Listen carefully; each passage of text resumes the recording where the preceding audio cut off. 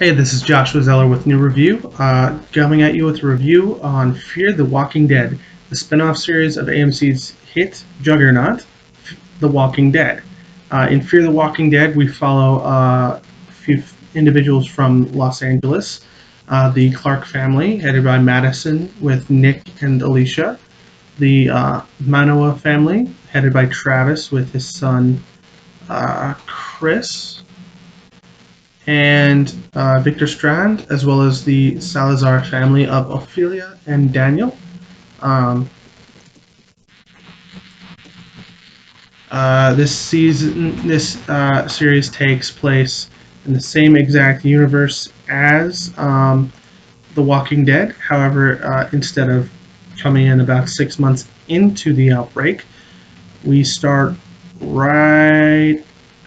right as it starts, and it's showing the breakdown in society that The Walking Dead skips over and goes right to the aftermath of that breakdown.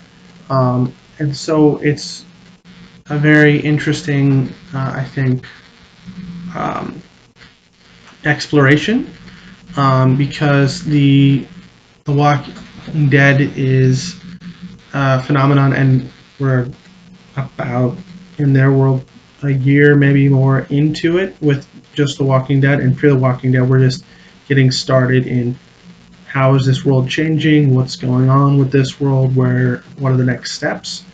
And they're really taking those next steps right away. And this show also has a little bit of an international flair because most of the second season took place in Mexico. Um, and so we definitely saw that it wasn't just the United States. Um, and a lot of the actors in the second season were Mexican actors, which is a very interesting step to take, I think.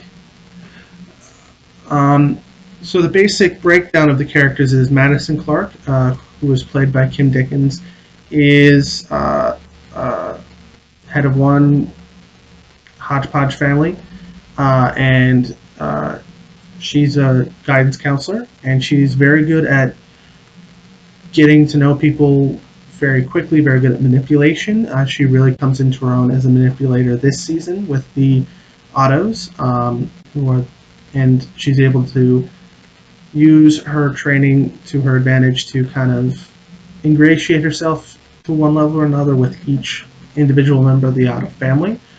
Her oldest son, Nick, is a recovering addict, so he's a very interesting character to explore because during the first and second season he's very easily swayed by things, it seems, and that may just be him recovering from his addictions and needing to hold on to something, which is not uncommon with recovering addicts.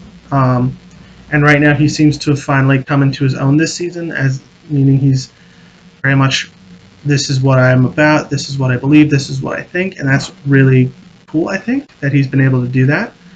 And then Alicia is the youngest. She's played by Alicia Debnam Carey. So if you were a fan of The 100, Lexa, all right, was it Lexa?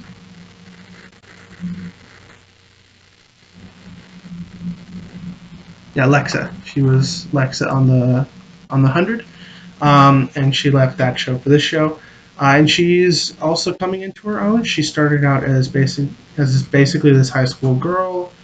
Um, she was going to be graduating either next year or this school year, and then the dead started to rise, and now she's having to learn to survive. She's uh, the first person to kill a person in her family that's still alive. So um, this exploration that she has is very interesting with how she started out as a very artistic, very caring person, and now she's kind of become a little colder and not as trusting, and that's a very interesting transformation, and I'd like to see how that continues now that Otto one of the Otto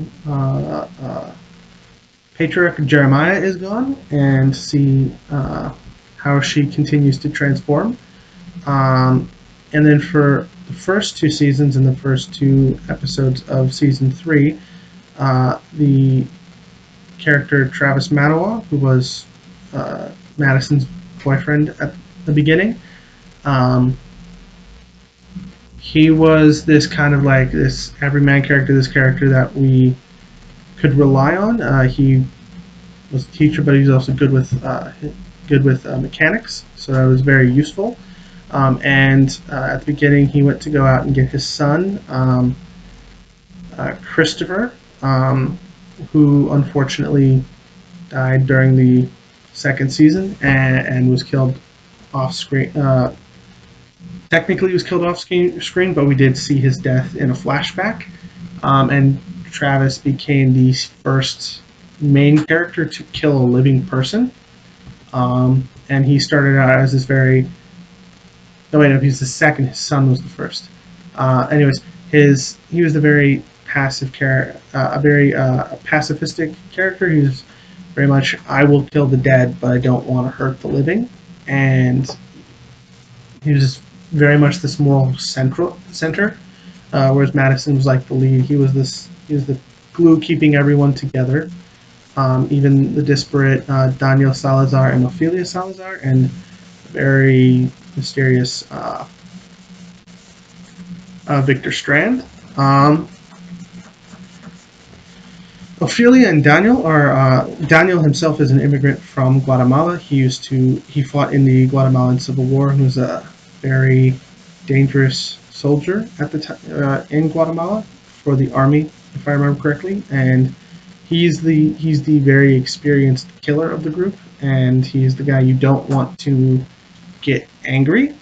Um, and he's very attached to his daughter because at the beginning of the series, his wife was taken away because she was injured, and she ended up being killed because when you die, you turn, and it is implied that she died.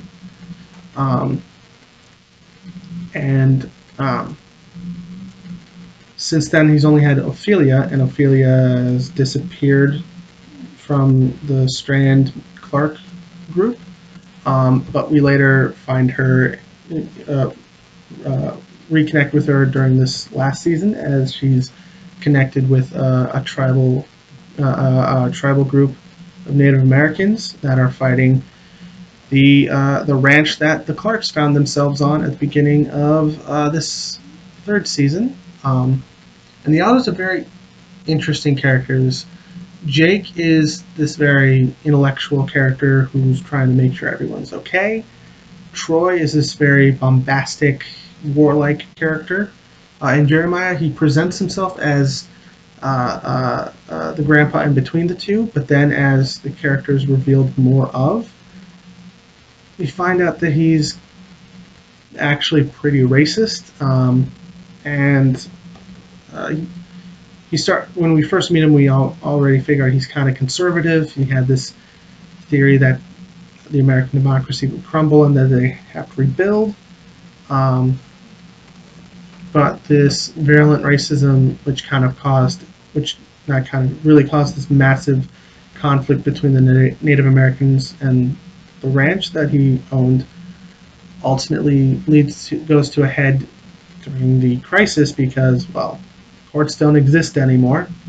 Um, and so I think the direction that they're going this season is very interesting, and I'd like to see how the second half of the season takes on this new relationship between the reservation and the ranch, and the journey that Victor Strand and Daniel Salazar are going to try to reconnect with the main group, and how Madison, Alicia, and Nick kind of evolve on the ranch, because it's implied that they probably, with Jake and Troy, will take control of leadership, and I'd really like to see how that goes.